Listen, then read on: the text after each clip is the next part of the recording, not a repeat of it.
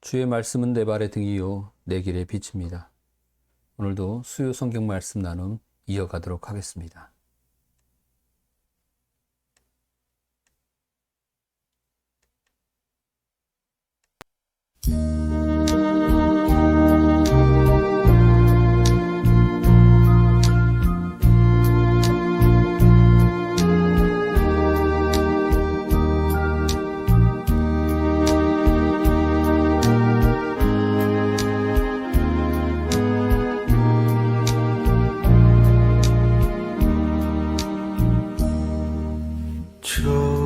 좋으신 하나님,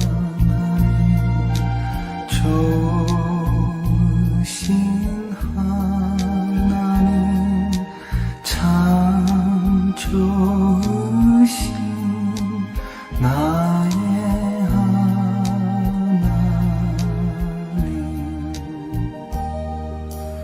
우리의 기도를 응답해 주시네. 참 좋으신 나의 하나님.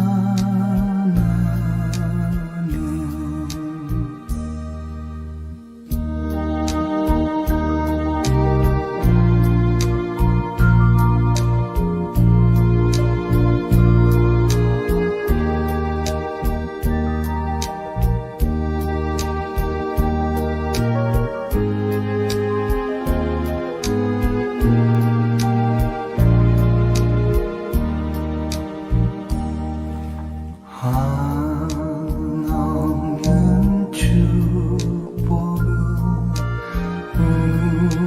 우리에게 주시네.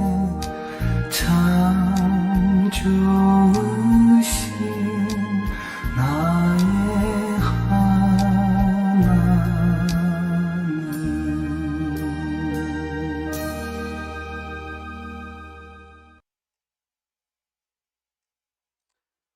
지난주에 이어서 성령님은 누구인가 다시 한번 요약하고 또 후반부의 말씀을 이어가도록 하겠습니다.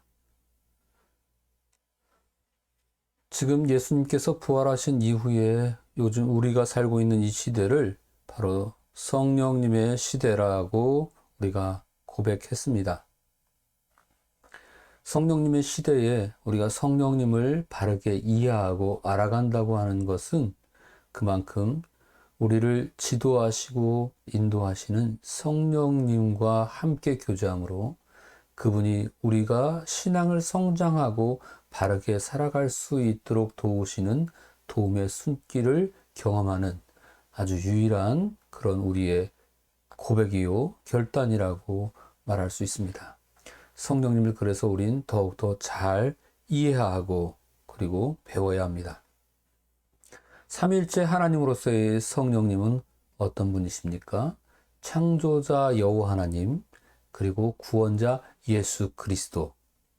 무엇보다도 우리를 이 땅에 살게 하시고 그리고 바르게 신앙의 길로 지도하시고 이끌어 가시는 인도자 하나님, 바로 이 성령님이 서로 다른 호칭으로 불리우지만 모두가 동일한 하나님이셔야만 되는 하나님으로서 가져야 될 동일한 속성들을 다 품고 계셔서 우리를 이 삼위의 하나님을 다 하나님이라고 고백하고 있습니다.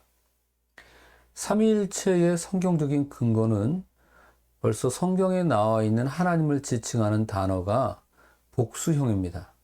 그러니까 성부, 성자, 성령, 창조자, 구원자, 인도자 하나님이 함께 늘 한 몸을 이루듯이 같이 계셨습니다. 그리고 성경이 쓰여져 있는 어법, 히브리어의 어법에 보면은 하나님의 그 지칭하는 명사는 복수형이지만 이 복수에 이어오는 동사는 늘 단수였습니다. 단수로 쓰여져만 합니다. 그렇기 때문에 한 몸을 이루는 삼위일체의 하나님은 늘 복수이지만 단수처럼 하나로 그렇게 고백되어져 있습니다. 언어에도 이미 그렇게 이런 신앙 고백이 담겨져 있습니다. 삼위일체의 성경적인 근거를 보면은 성경에서 하나님이 말씀하시고 하나님에 대한 언급이 있는 곳마다 우리라고 하는 단어가 있고요. 그리고 태초에 하나님께서 말씀으로 천지를 창조하셨을 때 이 말씀이 단순 우리가 말하는 소리 또는 쓰여진 글의 의미의 말씀이 아니라 바로 하나님의 존재를 지칭하는 또 다른 호칭이었다는 거죠. 요한복음엔 그래서 이 말씀, 헬라어로는 로고스라고 하는데 이 말씀으로 통칭되어져 있는 어떤 정신, 어떤 그런 진리, 이 모든 것들이 로고스라고 하는 단어에 들어가 있는데 그게 바로 예수 그리스도를 의미한다는 사실입니다. 그래서 성경 신약이나 구약이나 어디에서도 하나님을 언급할 때에는 이 삼위일체 하나님이 다 동시에 함께 다 언급이 될 수밖에 없습니다. 삼위일체 하나님의 특성 첫 번째로는 한 분이신 동시에 이 하나님은 또 세 분의 이름으로 달리 불려지는 역할로 소개가 되어집니다. 그러니까 설명을 하면 이렇습니다. 나라고 하는 존재가 있지만 내 존재가 각자 집에서든 학교에서든 교회에서든 여러 역할로 분류되어서 불려지는 호칭이 있죠. 하나님이라고 하는 동일한 속성이 나, 여호와 하나님, 그리고 예수 그리스도, 성령님, 이 통칭인 하나님 안에 다 들어와 있지만 또 어떤 시대에 어떤 역할을 통하여 드러나에 따라서 그 역할이 한 분인 동시에 세 분이 되어졌다. 이게 삼위일체 하나님의 특성 첫 번째고요. 두 번째 특성은 세 분인 동시에 한 분이신 하나님이시다. 그러니까 각자의 존재 자체로도 그 역할뿐만이 아니라 따로 불려졌어도 동일한 하나님의 속성을 다 품고 계시다. 이게 삼위일체 특성 두 번째입니다. 우리가 태양이라고 하는 실체가 하나이지만 이 태양을 우리가 느끼고 인지하는 것은 어떤 사람은 열로, 어떤 사람은 빛으로, 또 어떤 사람은 뭐 파장이나 다양한 어떤 파동으로 이렇게 자기가 체험하고 느낄 수 있는 그 분위와 범위와 범위와 어떤 그런 그 분류 안에서 그것을 체험하게 되죠. 그래서 하나님도 마찬가지. 하나님이라고 하는 실체적인 어떤 그 의미, 이것은 하나이지만 그것을 느끼고 경험하는 것은 시대적으로 또는 환경적으로 그 사람이 고백되어져 있는 어떤 그런 상황 속에서 창조자 하나님, 그리고 구원자 하나님, 인도자 하나님, 곧 성부, 성자, 성령이신 여호와 하나님, 예수 그리스도 성령님으로 고백되어졌다. 이게 세 분인 동시에 한 분이신 하나님 그 존재의 방식을 설명하고 있는 삼위일체 교리입니다. 이 삼위일체 교리가 왜 중요하다고 했지요?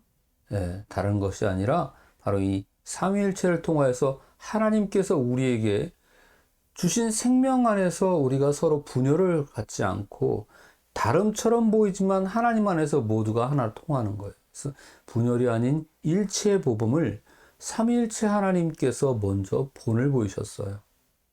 따라서 요즘 복잡하고 다양한 사회를 우리가 살아가고 있는데요. 그 어떠한 사회 속에서도 우리가 삼위일체 신앙을 갖고 있다고 한다면 배타하고 혐오하고 그리고 거절하고 배척하는 어떤 그런 분위기는 우리의 삼위일체 신앙을 가진 기독교 신앙에서는 전혀 어울리지 않고 맞지도 않는 것입니다. 단 하나 우리가 결단코 양보할 수 없는 것은 유일신관.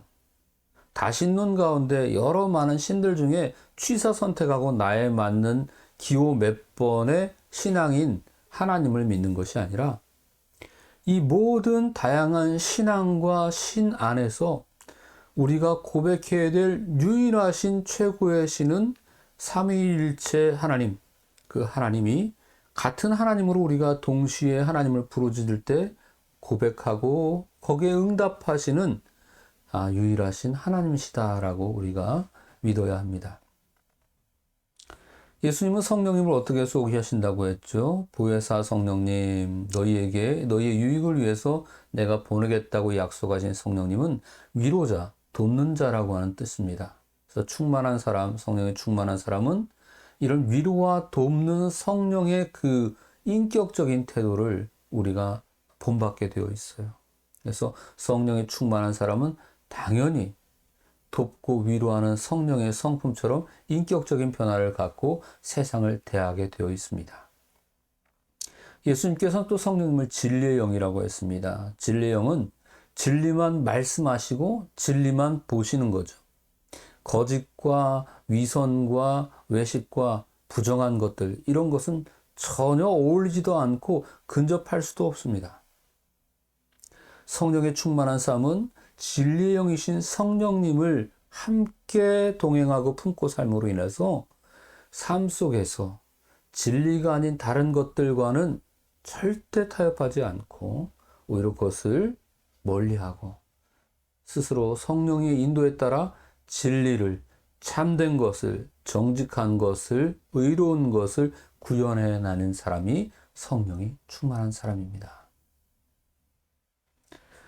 성령 하나님의 사역에 대해서 설명을 드렸죠. 첫 번째 사역은 가르치고 생각나게 하신다. 무엇을? 하나님의 말씀을. 우리가 살아가면서 수많은 위기와 갈등의 순간들이 오고 있습니다. 그런 결정적인 순간에 내가 하나님 믿는 사람으로서 하나님의 명령, 하나님의 법, 하나님의 방식을 떠올리지 못한다고 한다면 그것은 우리가 하나님의 자녀, 하나님의 백성이었다고 하는 것은 다 거짓이에요. 어떤 순간이든 결정적인 그 순간에 이러면 안 돼. 하나님이 싫어하셔. 하나님의 말씀은 이런 거야. 하면서 그 말씀을 떠올릴 수 있다고 한다면 그것은 성령님께서 그와 함께 동행하시고 그를 가르치고 생각나게 하시는 거죠.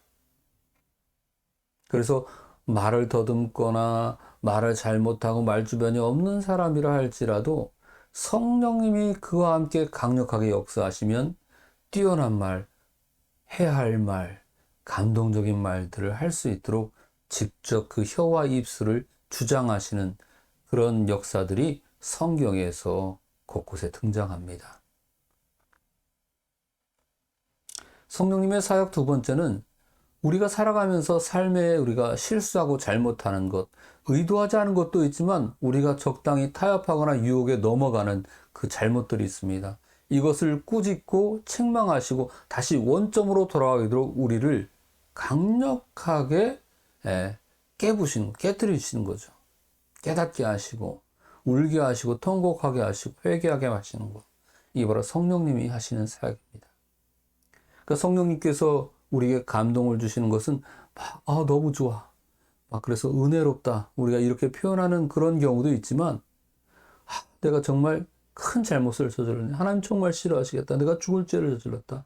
나는 정말 하나님 앞에 하나님 원치 않는 것을 했구나라는 것을 깨닫고 아파하면서 통곡하고 자복하고 그리고 그러지 않겠다라고 결단한 그 자리까지 가는 모든 것들을 내가 내 스스로가 컨트롤하는 것이 아니라 성령님께서 우리를 깨닫게 하시고 그렇게 책망하게 하신다는 거예요. 그래서 세 번째 성령님의 사역이 뭐냐면 우리를 진리 가운데 인도하시는 거죠. 본질적인 죄 가운데서 우리가 살아갈 수밖에 없는 사람이지만 그 모든 것들이 옳지 않음을 알고 끊어진 하나님과의 관계를 잇기 위해서 예수 그리스도께서 이 땅에 오셔서 피 흘려 돌아가셔서 구원하시고 새 생명을 주셨지만 구원받은 그 기쁨, 그 감동을 하나님 나라 가는 그날까지 잊지 않고 계속 유지하며 살아야 되는데 그것이 쉽지가 않아요. 우리가 한 번도 가보지 않은 인생길을 불확실한 우리의 인생의 시간들을 살아가면서 우리를 가이드할 분이 필요합니다. 그분이 바로 성령님이십니다. 진리 가운데서 성령님은 우리를 인도하셔서 우리가 옳지 않은 것들에 물들지 아니하고 빠지지 않고 우리 양심을 깨우쳐서 스스로 하나님을 붙들고 하나님만을 향한 그 방향을 향하여서 홀로 서기까지 우리를 놓지 않고 버려두지 않고 인도하시는 분이 바로 성령 하나님이십니다. 성령님께서 함께 하실 때 나타난 구체적인 역사, 오늘 이제 나눌 말씀인데요. 10가지가 있습니다. 더 많이 있을 수도 있는데요. 좀 묶음으로 나누면서 한 10가지를 뽑아봤습니다. 첫 번째로는 성령님께서 우리와 함께 하실 때 능력이 발산되어집니다. 능력이 나타나는 거예요. 삼손 아시죠? 사사 삼손이 그가 하나님께서 나실인이라고 하는 구별되어진 사람으로 살 수 있도록 그렇게 언약을 맺으셨는데 그의 평생에 하나님께서 주신 그 훌륭한 거룩한 직책을 수행함에 있어서 그 지위에 걸맞는 진실한 삶을 보이지 못했어요. 대부분 자기의 애정, 감정적인 것들에 하나님 주신 능력을 발휘하면서 살았습니다. 그러다 결국은 하나님과 약속했던 나실인의 규약을 깨뜨리고 그리고 결국은 적대 국가인 블레셋의 포로로 가서 큰 수치를 당하게 됩니다. 근데 마지막 장면에 그가 삼손이 하나님께 부르짖어서 자기가 잘못됐다고 마지막에 자기의 남은 인생이 정말 나에게 맡겨진 사명을 감당하면서 마치기를 원한다라고 하는 갈급한 심정을 하나님 앞에 말씀드렸을 때에 본문에 나와 있는 사사기 15장 14절 말씀처럼 여호와의 영이 삼손에게 임하여서 삼손이 큰 능력을 발휘하고 이스라엘을 괴롭히고 위협했던 블레셋의 그 귀족들, 블레셋의 그 지도자들 그 그룹들을 완전히 무너뜨리는 섬멸해버리는 그러한 그 역사를 이루게 되지요. 내 힘으로 할 수 없는 일이 있을 때에 하나님을 전심으로 의지하면 성령께서 그 믿음을 보시고 우리에게 능력을 행하십니다. 처녀의 몸으로 예수 그리스도를 잉태했던 마리아에게 어떠한 이런 일들이 벌어질 수 있었습니까? 바로 성령으로 잉태했다라고 사도신경으로 우리가 신앙 고백하지 않습니까? 성령으로 잉태하사 나신 예수 그리스도, 성령님께서 그런 불가능해 보이는 것들도 이루시는 능력을 나타내신다. 성령님은 필요에 따라서 그런 능력을 보이시는 분이십니다. 두 번째로 성령님은 어떤 분이시냐? 그분이 우리에게 임하시고 우리를 만지실 때 나타나는 역사는 두 번째, 감동이 일어난다는 거예요. 여호와의 신이 다윗에게 크게 감동되니라. 하나님의 신이 감동이 되어질 때에 다윗이 사방의 원수로 쫓겨지고 추적당하는 그런 비참한 인생의 어떤 그 현실들을 경험할 때에도 성령님께서 감동을 주셔서 대적자들의 마음을 변화시킵니다. 그래서 위협하고 다윗을 죽이려 했던 사람들의 마음이 변화해지고 오히려 성령의 그 감동으로 인하여서 우호적이고 방해하지 않고 도와주는 그런 결과들이 이루어집니다. 사방에서 나를 미워하고 싫어하는, 증오하는, 공격하는 사람들이 있는 불리한 상황일 때도 성령님이 우리와 함께 하시면은 대적자들을 감동시키십니다. 다니엘이 사자굴에 굶주린 사자에게 둘러싸여 있어도 성령이 함께 하심으로 인해서 사자들의 입을 다 막아버리고 다니엘을 건드리지 못하게 만드셨어요. 성령이 감동하시면 바로 우리에게 능력이 임함과 동시에 우리 주변에도 그런 감동의 영향력이 이루어집니다. 성령님이 작정하신 그때에 그런 감동들이 나에게도 다른 사람에게도 이루어진다는 사실이죠. 세 번째로 구체적인 역사는 말씀입니다. 너희 속에서 말씀하시는 자 곧 너희 아버지의 성령이시니라. 성령님이 진리의 영이라고 하셨죠. 그래서 우리에게 자꾸만 양심을 통해서나 지혜로운 어떤 그런 하나님 말씀을 통해서 우리에게 해야 할 말, 그 말씀대로 살아갈 어떤 그런 그 지시, 이런 것들을 가르치시는 거죠. 끊임없이 우리에게 말씀하세요. 나의 지적 능력이나 지식의 정도와 관계없이 지혜의 말씀을 주십니다. 그래서 무식한 어부였던 바로 베드로도 사도행전 4장 13절 말씀에 보면은 그가 예수 그리스도의 이름을, 그분의 이름을 언급함으로 인하여서 정말 놀라운 기적을 일으키고요. 그가 배운 것도 없는 짧은 시집 가운데에 예수 그리스도를 믿는 믿음 가운데서 성령의 충만한 은혜를 입고 그가 말씀을 선포할 때, 설교할 때에 3,000명이나 되는 많은 사람들이 감동하여서 주님의 품으로 돌아왔다라고 하는 그런 성경의 기록도 남아 있습니다. 끊임없이 우리에게 주시는 말씀이 있어요. 소크라테스는 이것을 자기 마음속에 양심을 찌르내기를 다이몬의 소리라고 그렇게 이름을 불렀다고 하는데요. 다이몬은 바꿔 말하면 어떤 그런 일종의 그 자기를 다스리고 지배하는 귀신의 소리입니다. 몬스터 같은 거예요. 근데 그런 게 아니라 성령님은 정말 하나님으로서 우리를 끊임없이 진리 가운데 살아갈 수 있도록 계속해서 말씀하고 계셔요. 그래서 영적으로 들을 귀를 가진 사람은 성령님께서 내가 이렇게 하지 말라고 하시는구나, 이렇게 하라고 하시는구나, 이걸 고백할 수 있고 따라할 수 있는 거죠. 자, 네 번째로 성령님이 함께 하실 때 나타나는 구체적인 역사는 위로입니다.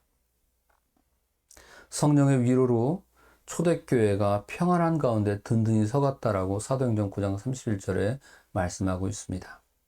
사람의 위로는 선의가 있어도 사실 빈말이 되기가 쉽습니다. 그 당시를 모면하기 위해서 무슨 말이든 낱말하는 거죠. 물론 그런 노력도 필요하긴 합니다. 그러나 진정 사람의 마음에 위로를 주는 것은 성령님만이 하실 수 있습니다. 인간처럼 지키지 못할 약속들로 그냥 감정만 건드린 선에서 선의의 빈말들을 하는 것으로 그치지 아니하고 성령님은 위로하실 때에 그 위로는 반드시 이루시겠다, 해결해 주시겠다고는 약속이 동반됩니다. 성령의 위로는 험한 것이 아니라 해결을 주는 채움의 역사가 있습니다. 채워지는 것.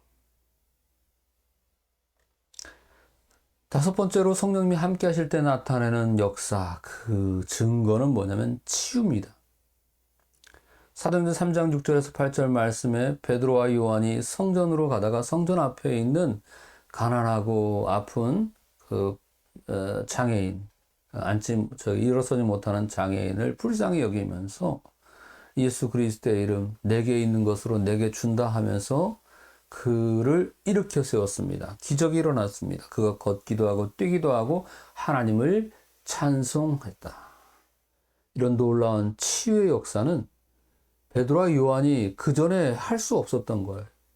예수님과 함께 동행했던 그 시절에도 제자들이 물어봤어요. 예수님께서는 이렇게 병도 고치고 귀신도 쫓아내는데 왜 우리는 이렇게 되지 않습니까? 그랬더니 예수님께서 기도에는 다른 이유가 없다라고 말씀하시면서 기도하라고 했습니다. 하나님을 의지하라고. 근데 그때 당시에 예수님께 함께 있었던 상황 속에서도 그들은 아무런 그 능력을 발휘하지 못했는데 예수님께서 말씀하신 약속하신 성령님이 그들을 만나는 성령의 충만한 역사를 마가의 다락방에서 120명의 뭉쳐진 제자들이 간절히 그 성령의 충만한 은혜를 받기를 간구했을 때에 그들에게 하늘로부터 내려온 놀라운 징조들이 나타나고 그 능력을 받은 이 제자들이 세계 만방으로 흩어져서 복음을 전하는 전도자들이 됩니다. 그 가운데 항상 이루어졌던 놀라운 역사들이 치유되어지는, 장애인도 고쳐지고 병자도 고쳐지는 치유 역사가 일어나는데 이게 다 성령님이 하시는 역사라는 거죠. 성령님이 함께하면 치유와 회복이 반드시 일어납니다. 오늘 우리가 믿는 하나님을 고백할 때에 성령 하나님을 우리가 고백하고 믿고 그분의 지도하심과 인도하심을 따르면 우리 안에도 분명히 이런 치유와 회복의 역사가 일어난 줄 믿으시길 바랍니다. 아멘. 반드시 일어납니다. 반드시. 저는 경험했습니다. 지금도 믿습니다. 우리 성도들을 위해서도 제가 이 치유의 성령님께서 만져주시고 함께 달라고 그렇게 기도합니다. 여러분, 우리가 이 성령님을 의지하고 기도해야 합니다. 여섯 번째로 성령님이 함께 하실 때 나타나는 구체적인 역사, 그것은 바로 사랑입니다. 성령님이 임하면은 이 초월적이고 물리적인 현상들이 일어나는 것도 있지만 정신적이고 감정적인 변화들이 일어나게 되는데요. 그것이 바로 우리의 내면의 성숙들이 이루어지는 거죠. 그 대표적인 덕목이 바로 사랑입니다. 로마서 5장 5절 말씀 같이 한번 읽어볼까요? 시작. 소망이 부끄럽게 아니함은 우리에게 주신 성령으로 말미암아 하나님의 사랑이 우리 마음에 부은 바 됨이니.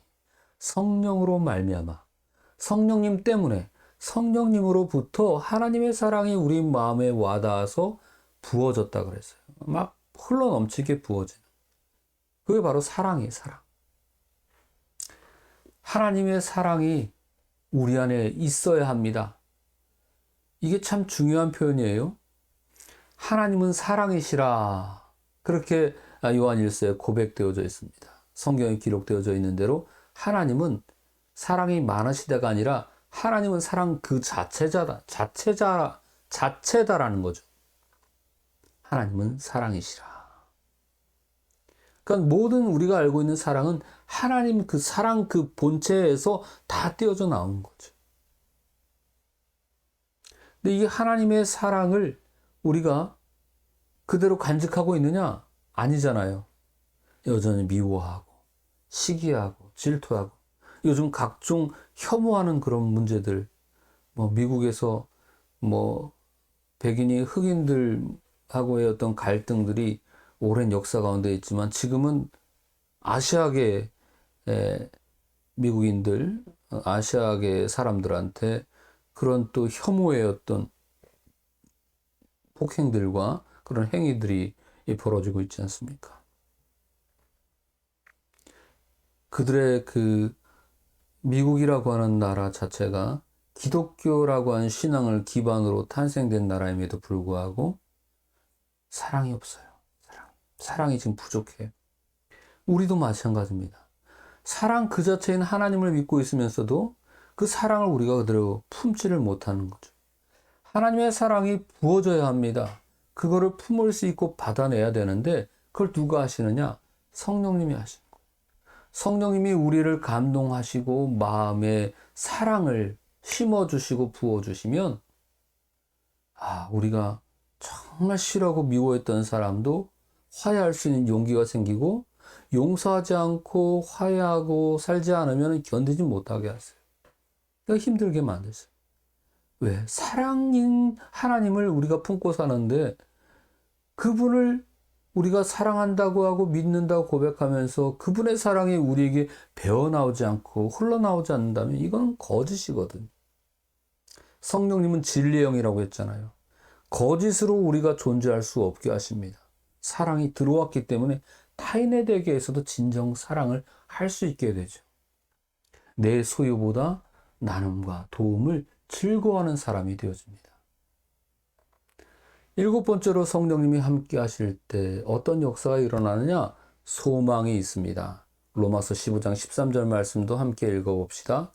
소망의 하나님이 모든 기쁨과 평강을 믿음 안에서 너희에게 충만케 하사 성령의 능력으로 소망이 넘치게 하시기를 원하노라. 아멘.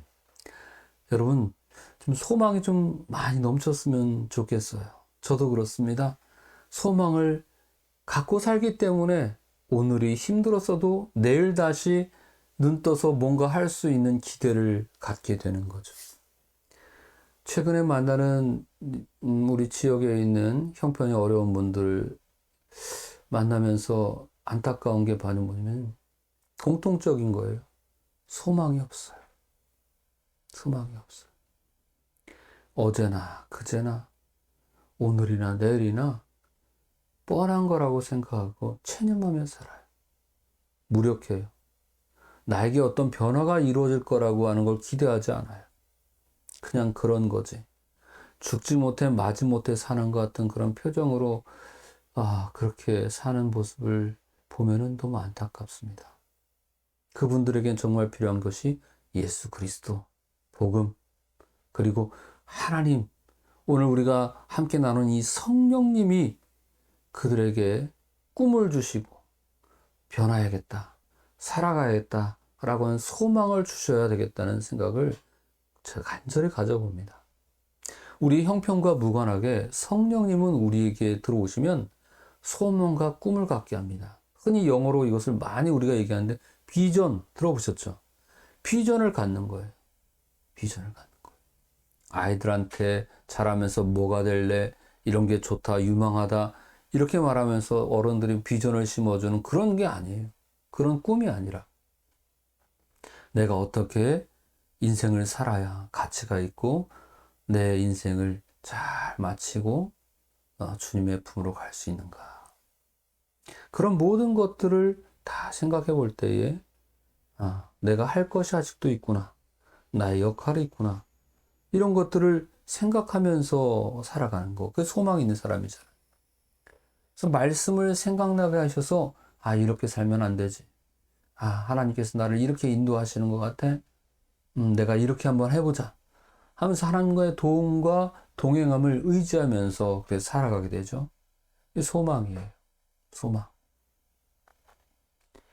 여덟 번째로는 어떤 일이 벌어집니까? 바로 거룩이 임하게 됩니다.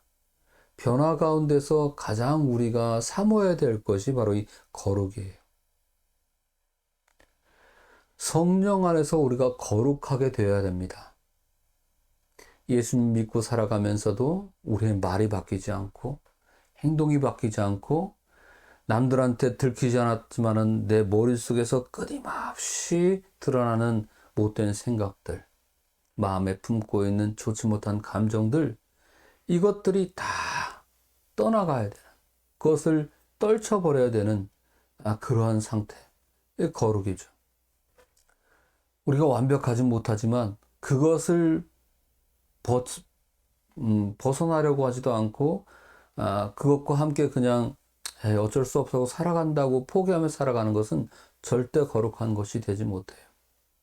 거룩은 몸부림치는 거예요. 아주 완전 무결한 백지가 되는 거, 그건 거룩의 그건 완성된 모습이죠. 근데 우리는 지금 그렇게 하지 못해요. 그러나 그렇게 하지 못한다고 해서 체념하고 포기하고 안 해. 이건 완전 다른 거예요. 불의한 삶을 포기하도록 우리가 창조적인 갈등을 갖게 하십니다. 나는 왜 이렇게 모자랄까? 나는 왜 이렇게 안 될까? 그러면서 거기서 그치는 것이 아니라 회개하게 되죠. 유혹이 오면은 흔들릴 수 있어요. 근데 흔들리는 것으로 꺾이는 건 아니잖아요. 우리가 흔들릴 수 있지만 다시 서는 거. 넘어질 수 있지만 오또기처럼 다시 일어서는 거. 그것이 바로 창조적인 갈등인데요. 그런 갈등을 품고 사는 것이 인간적이기도 하지만 그럼에도 그렇게 몸부림치는 것을 하나님은 기특하게 보신다는 거죠. 성령님은 우리에게 있어서 그 거룩을 꿈꾸게 하십니다. 구별된 삶을 살게 노력하게 하시고 몸부림치게 만드십니다. 아홉 번째로 성령님께서 이루시는 역사는 바로 자유입니다. 성령님이 임하시면은 초월적이고 물리적인 현상 일어난다고 했잖아요. 그 가운데 물리적인 현상으로 드러나는 게 뭐냐면요. 묶여있는 것, 매여있는 것이 끊어지는 기적 같은 일이 벌어집니다. 한국 요리의 모태가 되는 그 최태섭 회장님, 그분이 젊었을 때 중국에서 사업을 했대요.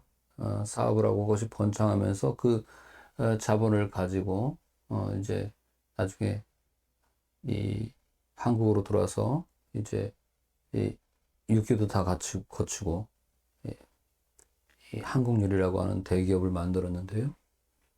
중국에 있을 때에 그가 사업을 하면서 많은 유혹들이 있었다고 합니다.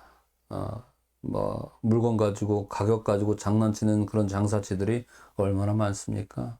근데 중국 사람들을 대상으로 그런 그 장사치들의 모습을 보면서 자기는 하나님 믿는 사람으로서 그렇게 하지 않겠다고, 그리고 그렇게 덜 벌더라도 정직하게 장사를 하고 또 그 장사를 하면서도 어려운 사람들을 많이 도와주고 그렇게 했대요.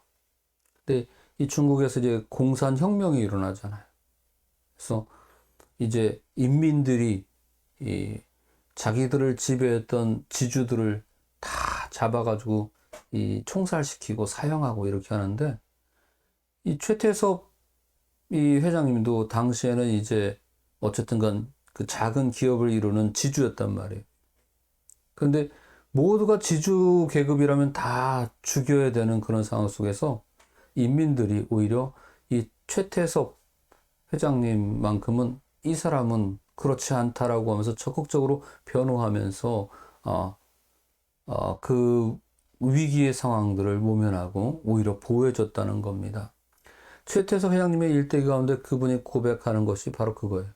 주의 영이 성령이 나와 함께 하시는 가운데에 여러 억압과 또 폭력과 나를 가해하는 여러 위험들과 위기 속에서도 나는 자유함을 누릴 수 있었다. 이해할 수 없는 상황 속에서 분명한 이유를 갖고 성령님은 우리를 위해서 일하십니다. 바울이 로마 감옥에 갇혔을 때에 그 감옥 가운데에 하나님을 찬송하면서 기도하고 할 때에 옥문이 열려지는 놀라운 역사가 일어났어요. 자유의 역사가 일어났습니다. 그 뭐냐면 물리적인 현상이에요. 기적적인 일이지만 물리적으로 눈에 보이는 거죠. 이것 말고도 또 영적인 정신적인 자유함이 있잖아요. 억압되고 스트레스 받으면서 눌리는 삶을 우리가 많이 살아가고 있는데요. 예수님 믿고 성령님이 우리와 함께 동행하시면은 마음의 자유함이 있습니다. 얼마나 평안한지 몰라요.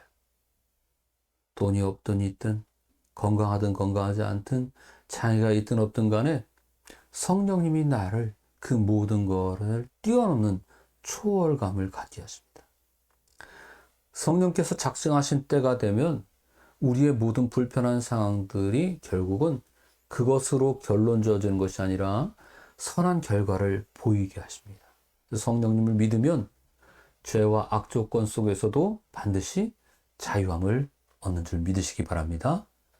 끝으로 10번째, 어떤 역사가 이루어집니까? 열매를 맺습니다.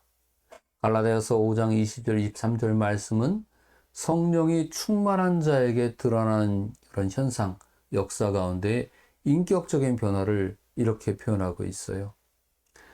9가지의 덕목들이 나옵니다. 열매라고 했지만 열매가 어떤 유형적인 어떤 것이 아니라 다 무형의 사람의 인격과 관련되어 있는 단어입니다. 성령과 호흡하며 사는 자는 자연스러운 열매 맺음이 있습니다. 인격적인 변화가 있다는 거예요. 예수 믿고 성령 충만하면 표정도 달라지고 미소도 달라지고 내가 달라지는 변화를 통해서 세상을 바라보는 시야도 달라집니다. 은사를 받음으로 더 중요한 건 은사를 받는 것도 좋아요. 성령의 은사가 다양하게 나열되어 있습니다. 가르치는 은사, 병언하는 은사, 병 고치는 은사, 각양의 어떤 능력이 보여지는 그런 은사들이 성경에 나열되어져 있지만 그것보다 더 중요한 것은 바로 이 인격의 변화, 열매 맺는 겁니다. 아무리 예수님의 이름으로 병을 고치고 귀신을 쫓아낸다 하더라도 주여 주여 한다 할지라도 아버지의 뜻대로 행하는 자, 아버지의 마음에 쏙 들을 수 있도록 변화되지 않으면 우리를 기억하지 않으시고 받아들이지 않았습니다. 성령 하나님은 하나님을 닮은 일격을 닮아가도록 우리를 은혜 훈련 가운데 초대하십니다. 그래서 우리가 성령 하나님을 만나면 인품이 달라져요. 저도 달라지고 여러분들도 달라지고. 성경에서 증언한 성령님의 체험이 몇 가지가 있는데요. 빨리 좀 나누겠습니다. 먼저 오순절 마가 다락방에서 일어나는 일인데요. 각양각색의 언어들 배우지 않았어도 알게 되고 가르치는 영이라고 했잖아요. 가르치고 깨닫게 하는 성령님께서 그들의 사역과 사명을 위해서 쓰임받을 수 있는 그런 기능, 재능까지도 역사하여 보여주십니다. 또 어떤 일이 벌어지냐? 성령을 선물로 받는 그 자리에서 아까 말한 회개, 성령께서 우리를 책망하신다고 그랬잖아요. 그래서 회개의 기도와 죄사함을 선물로 주십니다. 죄에서 우리가 자유로워지는 거예요. 용서받는 거예요. 성령이 임하시는 가운데 체험받는 것. 세 번째로는 예수님의 증인으로 순종하게 됩니다. 우리는 이 일의 증인이요 하나님이 자기에게 순종하는 사람들에게 주신 성령도 그러하니라 하더라. 성령이 충만하시고 성령님이 함께 하시면 부족한 내 입술에도 말주변도 말솜씨도 성령님께서 지혜의 영으로 깨닫게 하셔서 인도하시는 거예요. 전할 말을 전하게 하십니다. 우리가 예수님의 증인으로 살아갈 수 있도록 순종하게 하십니다. 성령님이 역사하시고 그것을 체험하게 한 얘기고요. 우리가 성령의 체험을 받게 되어지면은 그 성령 받기 위한 기도를 합니다. 우리 이 기도를 좀 해야 합니다. 우리가 다양한 많은 기도를 하잖아요.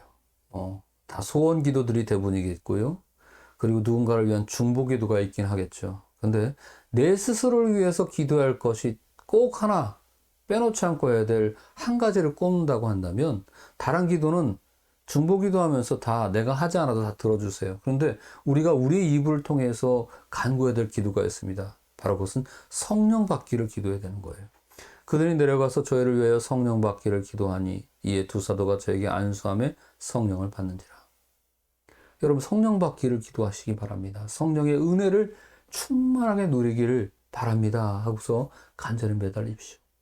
성령님이 오시면 벌써 앞에서 나열한 모든 체험들, 역사들 우리가 이거 누리면은 얼마나 신앙이 재밌겠어요. 신앙생활이. 그러니까 성령을 받을 때 다 고구마 줄기처럼 다 따라오는 것처럼 따라오는 거.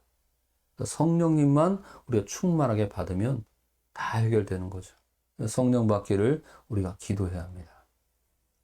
다섯 번째로 성령님을 우리가 체험할 때 체험하면서 우리가 말씀을 듣는 가운데 성령님을 체험하게 됩니다. 오늘 이 시간에도 우리 수요일 날 이 말씀을 제가 이어가는 이유 중에서 가장 중요한 것은 우리 신앙의 기초, 기본을 단지하는 그런 목적과 의도가 있다고 제가 주부에도 싣고 말씀드리잖아요. 우리가 기본이 있어야 됩니다. 기초가 있어야 되죠. 성령님께서 증언하신 성령님의 체험의 예를 우리가 말씀을 듣는 가운데 성령이 임하시는 거예요. 막 주여 하고 크게 부르짖고 뭐 집회를 해야 하지만 성령이 막 불같이 임하시는 어떤 그런 체험을 하는 것이 아니라 조용히 우리 아무개 성도님 같은 경우에는 심심하거나 뭐 이렇게 할 때는 성경책 늘 펼쳐놓고 가까운 데서 그냥 펼쳐진 성경 언제든 볼 수 있게끔 그렇게 집에다 놓고 계신다고 하는데 그거 너무 좋아요. 너무 좋아요. 하나님 말씀을 읽고 듣는 가운데에 뭐 저같이 이렇게 목사님이 뭐 설명하고 설교하고 성경 공부하고 연구하고 가르치지 않더라도 하나님 말씀 그 자체가 능력이기 때문에 그 말씀을 가지고 깨닫게 하신 성령님께서 말씀을 듣는 가운데 우리 안에 이루어지는 아까 그 성령의 놀라운 체험들 10가지 얘기했잖아요. 그런 것들이 말씀을 읽고 듣는 가운데 다 임하게 되는 거예요. 하나님 말씀이니까 가까이 두세요. 가까이 두세요. 여러분, 저와 여러분은 지금 성령님과 어떻게 교제하며 살고 있습니까? 성령님을 지금 어떻게 만나고 있습니까? 지금 화면에 나온 것처럼 성령님 우리가 어떻게 지금 받았습니까? 고린도전서 12장 3절 말씀에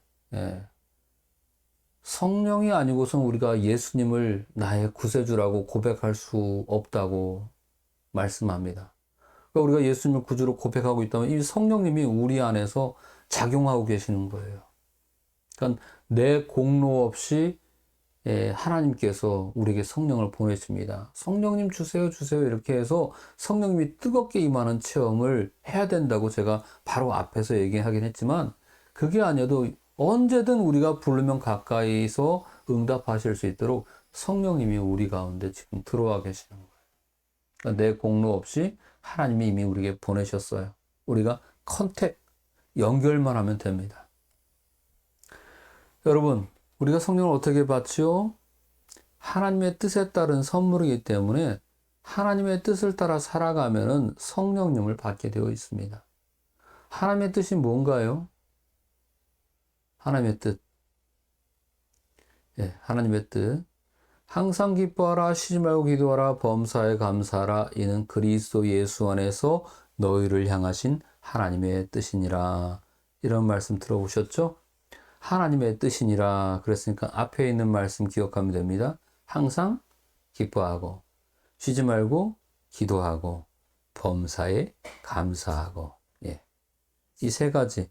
뭐 다른 성경에 있는 다른 부분에서도 하나님의 뜻이 나오긴 하지만 아주 구체적으로 하나님의 뜻이 이거다라고 정확하게 쓰여져 있는 성경 구절이 바로 이거 아닙니까? 첫 번째가 항상 기뻐하라. 쉬지 말고 기도하라. 범사에 감사하라. 예. 이 세 가지. 하나님의 뜻에 따라 살아갈 때에 하나님이 선물로 성령님을 우리에게 주신다. 그러니까 말씀을 듣고 배우는 것도 우리에게 유익이지만 우리가 말씀 뭐 다 알아요? 목사님 저도 가끔 헷갈릴 때가 있어요. 성경 말씀을 지식적으로 얘기할 때는 헷갈려요. 이 말씀이 여기 있나 저기 있나.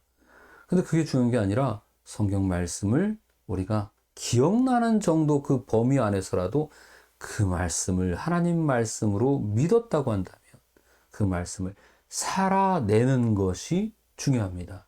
그래서 하나님의 뜻에 따라 그 말씀대로 살아날 때에 성령이 너무나 기뻐서 우리에게 쑥 들어오십니다. 하나님 말씀 뜻대로 사시길 바랍니다. 자, 말씀을 맺습니다. 성령님이 찾아오는 삶으로 우리의 삶을 바꿔야 합니다. 성령이 충만한 삶이란 성령님께서 기꺼이 우리를 찾아올 수 있는 환경이 되는 것입니다. 방금도 말씀드렸잖아요. 성령님이 쑥 들어올 수 있도록 그렇게 우리를 바꿔가는 것, 그 환경이 되는 것. 그것은 우리가 그분을 의식하고 그분의 음성에 귀를 기울이고 그분이 감동 주는 그대로 우리가 순종하며 살아가는 것입니다. 그 삶을 구체적으로 분류를 한다면 기도하는 삶이고요. 말씀에 순종하는 삶이고 말씀을 가까이 두고 따르는 것입니다. 그 삶을 성령을 받기 위함이 아닌 우리에게 이미 찾아오신 성령님이 우리와 함께 즐겁게 일하실 수 있도록 함께 충만한 삶을 살기 위해서 당연히 해야 되는 일이에요. 성령을 불러내기 위해서 기도하시지 마시고 순종의 삶, 말씀의 삶도 마찬가지예요. 이미 오셨어요. 그분이 기꺼이 우리와 함께 일하실 수 있도록 그렇게 순종하면서 우리의 삶의 스타일을 거룩한 삶으로 바꿔가는 거죠. 성령의 세례를 받으라고 얘기했습니다. 성령의 세례가 뭐냐면 평생에 한 번 받는 신비한 사건이 성령의 세례입니다. 성령님이 확실하게 내 가까이에 계시고 나를 진리 가운데 인도하신다라고 하는, 나를 사랑하신다고 하는 아주 뜨겁고 강렬한, 입으로 정말 누군가에게 자신 있게 설명할 수 있을 만한 획기적인 사건이, 신비한 사건이 성령 세례예요. 근데 그것 이후에도 사람은 무뎌지고 악한지라 성령의 세례를 받고 난 이후에 그때 은혜 받았어 하면서도 나이 먹고 시간이 흐르면은 점점 갈수록 게을러지고 그 믿음을 지키기가 어렵습니다. 그러기 위해서 성령을 충만하게 우리가 받아야 됩니다. 성령 세례가 이루어진 다음에 성령님을 알고 그것을 깨달은 다음에 거기서 멈추지 않고 계속해서 성령님이 우리 안에 충만한 증거와 체험들을 드러낼 수 있는 역사가 이루어질 수 있도록 항상 그분으로 인하여 충전되어진 삶을 살아야 됩니다. 예를 들면 이런 거예요. 결혼식 자체에 대해서 큰 의미를 들고 너무 성대하게 결혼식을 준비한 제 친구가 있습니다. 그렇게까지 연예인도 아닌데 뭐 굉장히 유명한 사람도 아닌데 그런 식으로까지 결혼식을 해야 되나? 그렇게 할까? 그럴 필요가 있을까 하는 그런 친구가 있었어요. 근데 안타깝게도 그런 성대하고 사람들한테 축복받는 정말 멋진 결혼식을 했는데 1년도 채 안 돼서 하여간 무슨 문제가 있긴 있었어요. 결국은 이혼을 하고 결혼을 유지하지 못했습니다. 저는 성령의 세례와 성령 충만한 생활이 바로 이런 거라는 것 같아요. 생각이 들어요. 예수 그리스도를 구주로 영접하고 주로 시인할 수 있는 성령 아니고선 할 수 없다고 했어요. 성령 세례를 통해서 가능한 일이죠. 결혼식을 치렀어요. 그런데 중요한 것은 그 이후에 결혼 생활이 중요합니다. 결혼식은 딱 한 번이잖아요. 그런데 평생 이 결혼이 유학에서 살아가는 이 모든 생활, 모든 시간들의 결혼 생활입니다. 여러분, 결혼식이 행복하길 원하세요? 결혼 생활이 행복하길 원하세요? 둘 다 행복해야겠죠. 맞습니다. 근데 더 중요한 것이 뭐냐면 결혼 생활이에요. 결혼식 못 치르고도 행복하게 지내는 부부도 많이 있어요. 결혼 생활이 중요합니다. 그것은 뭘 말하냐? 성령으로 끊임없이 그분과 관계를 끊어지지 않고 그분과 함께 교제하면서 늘 충만하게 살아가는 거죠. 이게 바로 결혼식, 결혼 생활의 차이처럼 성령의 세례, 성령을 체험하는 것, 그 이후에 성령으로 충만한 은혜 가운데 살아가는 것이 동시에 계속 유지되어야 된다는 것을 의미합니다. 성령님이 인도하시는 내 인생의 전체 그림들을 나는 완성시키고 상상할 수 없지만 그 이상의 것을 만들어 가시는 그분의 인도를 기대하면서 사십시오. 기대하는 자에게 반드시 이루어집니다. 소망을 가진 자에게 소망의 열매가 이루어집니다. 성령님이 찾아오시기 때문입니다. 그런 성령님을 기대하고 그분의 인도하심을 따라 살아갈 수 있는 환경으로 자신의 삶을 바꿔가는 여러분 되시기를 간절히 바랍니다. 여러분, 오늘 이렇게 기도하고 마치겠습니다. 오늘 좀 내용이 좀 많이 길었어요. 전에 거를 항상 복습하면서 2회차 때는 좀 내용이 길어집니다. 이해하시길 바라고요.